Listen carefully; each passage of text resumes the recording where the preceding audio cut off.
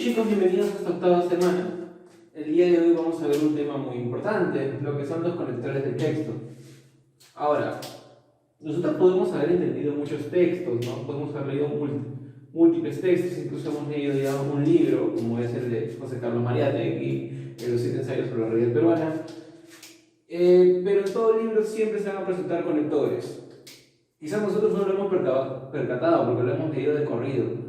No hemos visto el carácter y la importancia que tienen estos conectores para el desarrollo de los textos, para que nosotros podamos entenderlo de una mejor manera. Y hoy día de hoy vamos a entender un poco más sobre los conectores del texto. Pero antes de entrar al tema en sí, recordarles que esta es la semana 8.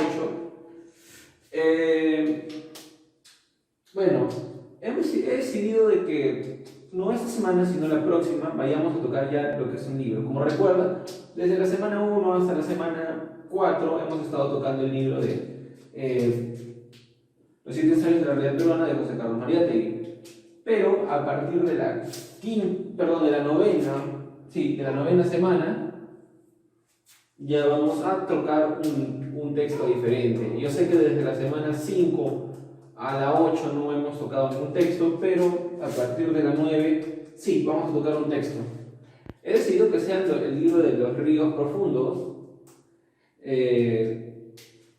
¿Por qué? Porque ya hemos visto un texto como el de José Carlos Mariátegui, que es político. Ahora vamos a ver un texto literario. Quizás esta obra no la vayan a ver también en literatura, ya que sí tiene una gran importancia en la literatura peruana como tal. Así que nada, pues chicos, ese es el tema que vamos a tocar. Pero esta semana obviamente no les voy a dejar la tarea correspondiente al texto de los ríos profundos.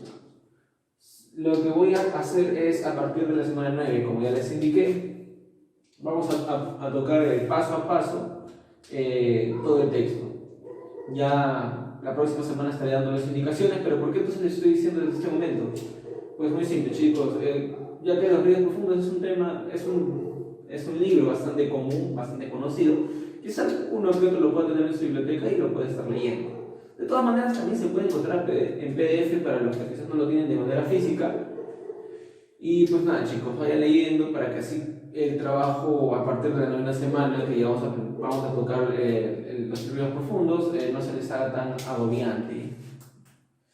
Así que nada, sobre las indicaciones generales de la tarea, volver a repetir nuevamente por si hay algún estudiante nuevo, si por alguien no se acuerda el correo, decirles nuevamente que mi correo es paul.collado@unmsm.edu.pe. Nuevamente, chicos, nunca está de más hacerles acordar, decirles que la vía correcta por la cual enviar la tarea es por el correo. Ojo, también estoy recibiendo por WhatsApp, pero ya les dije, ¿no? En la consideración correspondiente para los alumnos que lo están haciendo de la manera correcta, ya les indiqué por qué acepto normalmente el correo en un WhatsApp y en los otros videos de las otras semanas. Así que está de más ya decir lo importante que es para mí que me lo envíen por correo. Sobre el envío de las tareas, las imágenes claras. Y una indicación que sí he estado notando que hasta el día de hoy se está dando un problemilla en cuanto al momento que ustedes me envían los correos, no me envían ni el nombre, no me envían ni la sección, ni la semana en la cual es la tarea. Chicos, la información vital para mí es que me envíen su nombre, si no yo no sé a quién le voy a poner la nota en el registro. Así que chicos, por favor, envíen con todos sus datos completos. Bien, con nada más que agregar, vamos a comenzar con la clase de conectores de texto.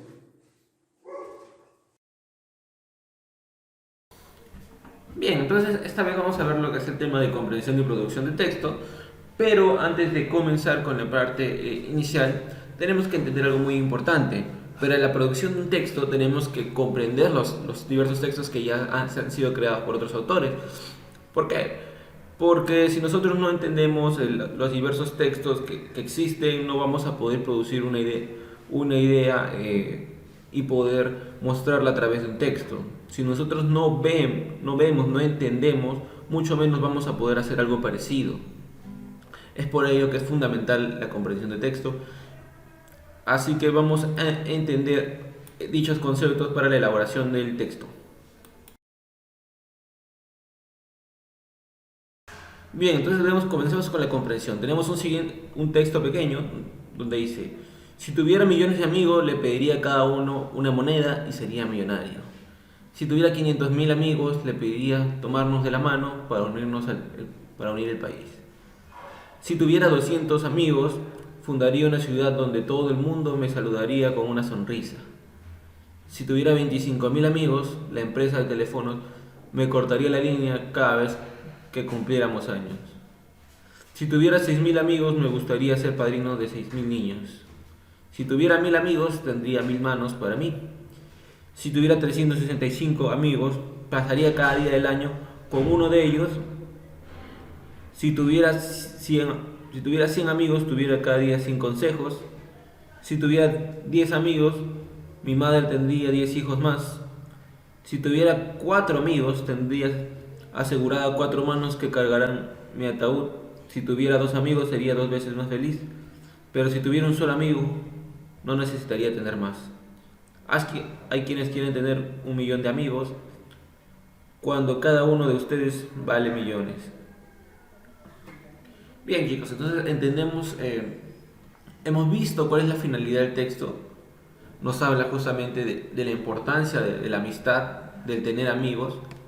Y bueno, hay ciertas preguntas que nosotros nos tenemos que hacer para poder verificar que hemos entendido el texto como tal.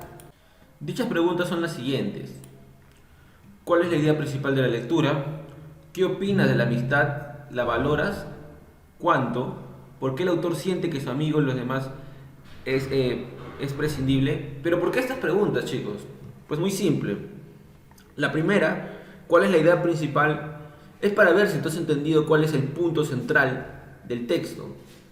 Por otro lado, en la segunda parte, el qué opinas de la amistad, la valoras, cuánto nos da una percepción subjetiva, una opinión en cuanto al desarrollo del texto como tal. Si ustedes no pueden omitir una opinión en cuanto a lo que han leído, lastimosamente es porque no han entendido de manera correcta el texto. Genial, pudieron haber entendido de qué trata, pero no la intención de este mismo. Así que por ello no pueden emitir un juicio. Entonces, hacernos una pregunta de lo que opinas sobre lo que has leído es fundamental para también tener presente si hemos entendido el texto o no. Por otro lado, ¿por qué el autor siente que un amigo de los demás es prescindible? Esta es una pregunta para saber los detalles como tal. Tenemos que entender la intencionalidad del autor, porque obviamente no nos dice en el texto por qué el autor escribe esto, pero nosotros no tenemos que tener una idea sobre por qué el autor desarrolla tales temas y por qué los desarrolla de esta manera. Ahora, si nosotros entendemos el texto, la idea principal del texto, si nosotros tenemos una opinión en cuanto al texto, si nosotros entendemos a su vez la intencionalidad del autor, podemos abiertamente decir que sí hemos podido comprender el texto como tal. Entonces, chicos, esta es la parte fundamental para que nosotros podamos entender un texto.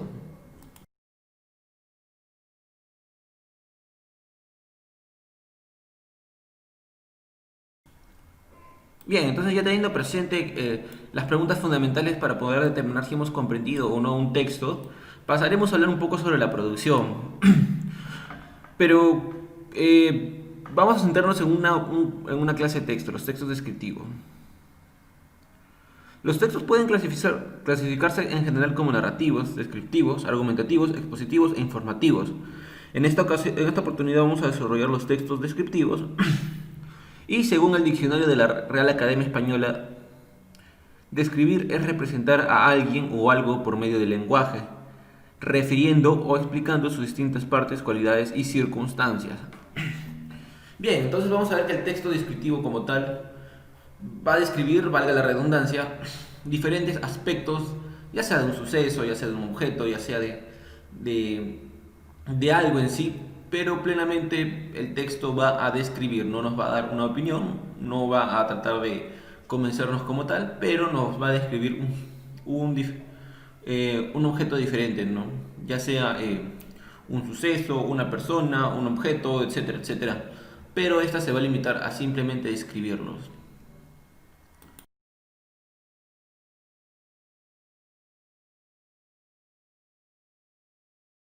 Bien, por otro lado también los textos descriptivos son usados mayormente para temas de carácter científico, pero también son empleados en lenguaje literario. Así tenemos que se puede hacer una descripción de las siguientes cosas. Por ejemplo, podemos hacer una descripción básicamente de un objeto material y de un objeto inmaterial. La descripción se puede dar, como yo les dije hace un momento, se puede describir un suceso histórico, se puede describir un objeto o una persona. Entonces el carácter material o inmaterial de esta misma queda dejado a un lado porque igual se puede describir. Por ejemplo, un ejemplo de un objeto material. Los zapatos eran de cuero, escarchado, negros y con ribetes plateados. Tenía la punta curvada y la plataforma bastante elevada. Entonces, ¿qué es lo que está describiendo? Los zapatos. Los zapatos es un objeto material como tal. Ahora vamos a ver el ejemplo de un objeto inmaterial. Su alma era hermosa, dispuesta siempre a hacer el bien y tomar para sí lo peor. Un espíritu dedicado. Entonces, ¿qué es lo que está describiendo en esta ocasión? El alma de una persona. Él describe que es hermosa, que dispuesta siempre a hacer el bien, pero es un alma. El alma no es un objeto material, obviamente, es un objeto inmaterial. Entonces vemos de que en el primer ejemplo fueron los zapatos y en el segundo fue el alma de una persona. Así que podemos entender de que la descripción se puede dar bien de objetos materiales como de inmateriales. Por ejemplo, yo también podría, un ejemplo extra es que yo podría describir, no sé, la batalla de Ayacucho. Podría decir que hubieron muchos soldados, podría decir de que murieron tantas personas, de que participaron tales héroes. Entonces yo estoy describiendo este suceso. Y obviamente el suceso como tal es un objeto inmaterial. Pero si yo me pongo a hacer las características, hago un texto descriptivo, no sé, de Simón Bolívar, de Don José de San Martín. Yo digo, Don José de San Martín era una persona alta, era una persona esbelta, era un general que participó en tales guerras, etcétera, etcétera, etcétera. Entonces yo estoy haciendo una descripción de una persona, pero esa persona es un ente material. Así que pueden ser, recordemos, objetos materiales y a su vez objetos inmateriales.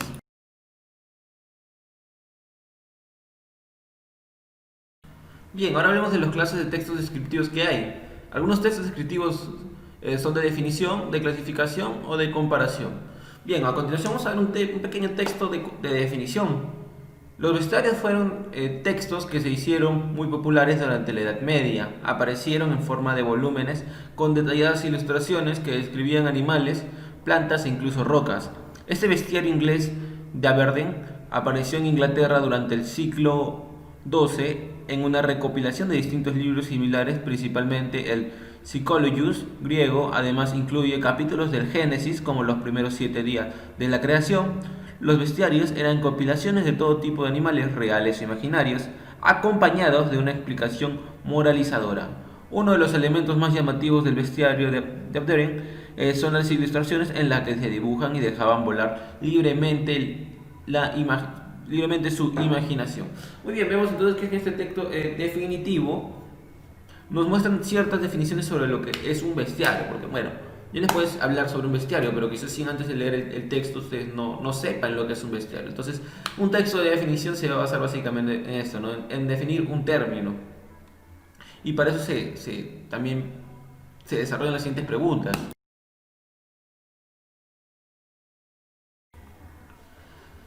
¿Qué se define en este texto? Obviamente, si es un texto de definición, tenemos que entender mínimamente qué es lo que se define. Entonces nosotros tenemos que también, ¿cuál es esa definición? Por ejemplo, puede ser una definición lingüística, el origen de la palabra tal. Puede ser el significado connotativo de tal palabra. Entonces tenemos que ver qué clase de definición es la que se está desarrollando.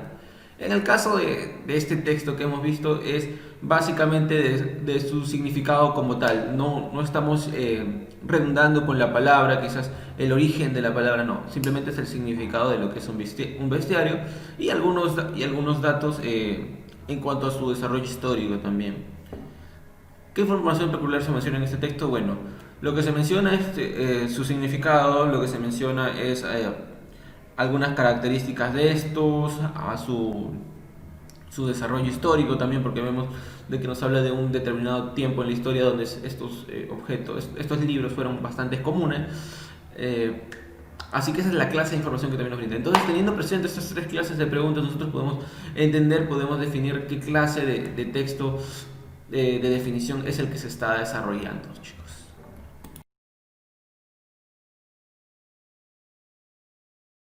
Después tenemos el texto de comparación. Veamos el siguiente texto. ¿En qué se diferencia la ciencia de la antigüedad, la Grecia y la medievo, de la ciencia de la época moderna? Aunque Hegel no se haya formulado esta pregunta, expresamente se puede encontrar en sus textos las siguientes sugerencias. En la antigüedad existía una preocupación por la moral y lo ético, en cambio el hombre moderno está guiado por otros intereses. Ha comenzado a arrojar una mirada a los fenómenos naturales y reconocer sus leyes, fuerzas gracias a sus observaciones. Antes se partía de principios metafísicos, mientras que después de fines de la Edad Media se ha empezado con Newton a aplicar el principio de la experiencia, no solo pasivamente, sino sobre todo en forma activa. La exactitud es algo común a las ciencias modernas y a la filosofía reciente, una cualidad que une a ambas pese a que las separan muchas cosas, luego de haber formado originalmente una unidad. Finalmente, el conocimiento de la razón observadora moderna tiene un carácter de dominio. Todos estos son rasgos que, según Hegel, constituyen las ciencias naturales y exactas modernas. Bien, entonces, este texto de comparación está comparando dos cosas diferentes, ¿no? A ver si logran identificarla. Bueno, lo que nos está comparando es la ciencia antigua con la ciencia actual, ¿no? Bueno, la ciencia contemporánea o moderna, bueno, uso el término acá moderno. Entonces da ciertas características de la ciencia antigua y su separación de lo que es la filosofía, y hoy en día que tienen un mismo rumbo. Aparte nos habla también un poco sobre la moral de la ciencia antigua con la ciencia actual. Entonces podemos ver que sí existe una comparación, pero también tenemos que seguir un cierto procedimiento para poder desarrollar un texto de comparación.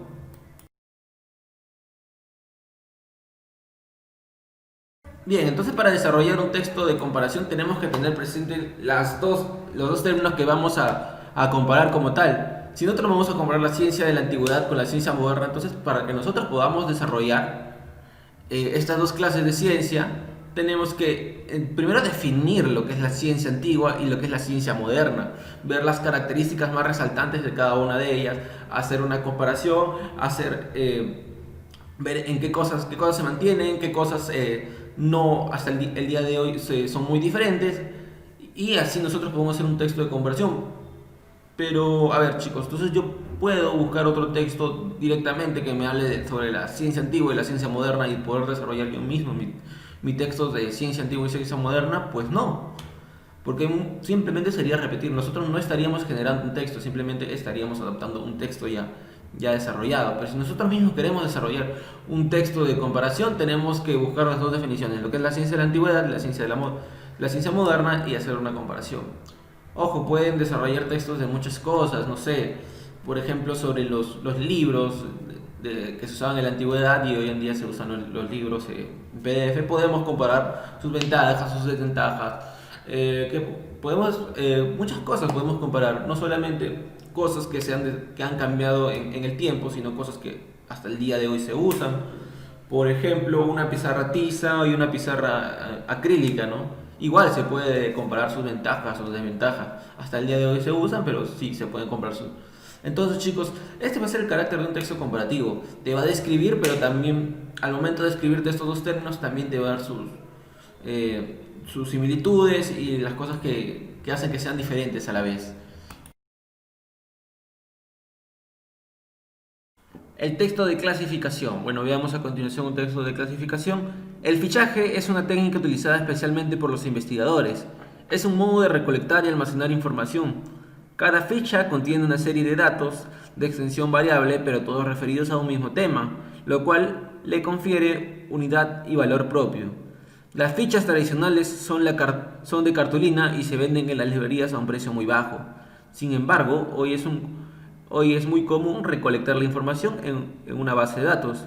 Llegado el caso, pueden imprimirse la información así acumulada con el formato de la ficha tradicional y con la prueba y con la prolijidad propia de las impresoras. Hay distintos tipos de ficha: de resumen, que contiene el resumen de un libro complejo, de un capítulo o de un apartado de un libro; de síntesis, que contiene la síntesis de un libro completo, de un capítulo o de un apartado de un libro; de citas, que contiene una afirmación textual, no un conjunto encadenado de afirmaciones personales que contienen una idea que se nos ha ocurrido y que queremos conservar, evitando que caiga en el olvido.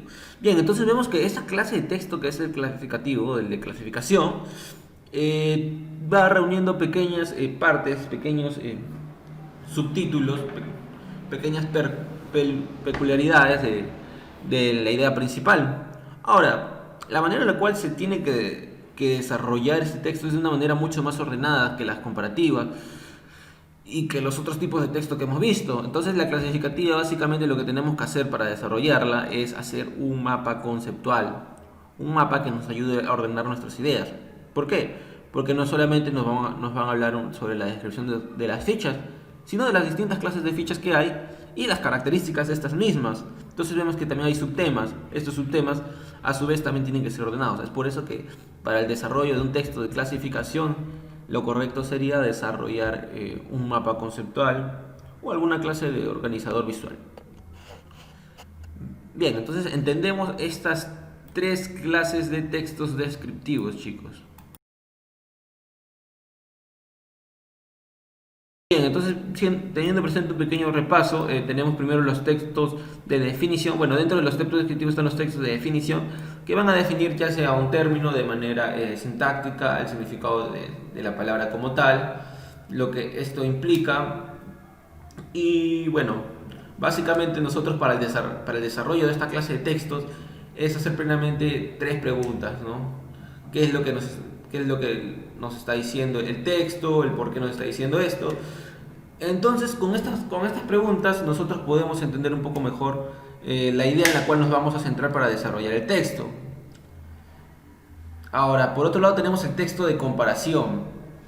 El texto de comparación va a comparar dos ideas, va a comparar dos términos. Por ejemplo, hemos visto en el texto anterior que nos va a hablar sobre la ciencia moderna y la ciencia antigua. Para la elaboración de cada uno de ellos tenemos que separar en un pequeño cuadro las características de cada uno y nosotros poder entender cuáles son estas similitudes y estas cosas que las diferencian para el desarrollo de nuestro texto, ¿no? Y ahí hablaremos que tales similitudes son parecidas, que por esto se diferencia, que tengo presente de que las características de cada una de ellas no siempre son iguales, las ventajas, las desventajas, etcétera, etcétera, etcétera. Por otro lado tenemos las de clasificación. Las de clasificación, ya que tienen subtemas arraigados en el mismo texto, nosotros tenemos que ser un poco más minuciosos en cuanto al orden de esta misma. Así que la vía correcta para el desarrollo de esta clase de textos sería la elaboración de un mapa conceptual o de cualquier organizador visual que a ustedes se le haga más idóneo para el texto que van a desarrollar. Es clave una organización en esta clase de textos, ya que, como les comenté, estos textos van a tener un subtema que incluso en algunas ocasiones pueden subdividirse. Y bueno, necesitamos en sí una organización en cuanto a las ideas de este texto. Bien, chicos, entonces hasta aquí hemos llegado con la clase de hoy día. Ya saben que cualquier consulta me lo pueden hacer al WhatsApp. No es quizás las semanas anteriores no he tenido tiempo para poder responder todos los mensajes y por eso les vuelvo a pedir mil disculpas, pero ya cuento con mi cuenta de WhatsApp con normalidad, así que no va a haber ningún inconveniente. Entonces se pueden hacer cualquier clase de preguntas. Recuerden también que la tarea se presenta los días martes. Ya definimos cuál va a ser la obra, pero para la siguiente semana, esta semana no va a haber tarea sobre la obra como tal. Pues nada, chicos, presenten la tarea a tiempo, cuídense y ya nos veremos pasando todas estas clases de problemas, chicos. Hasta la próxima clase.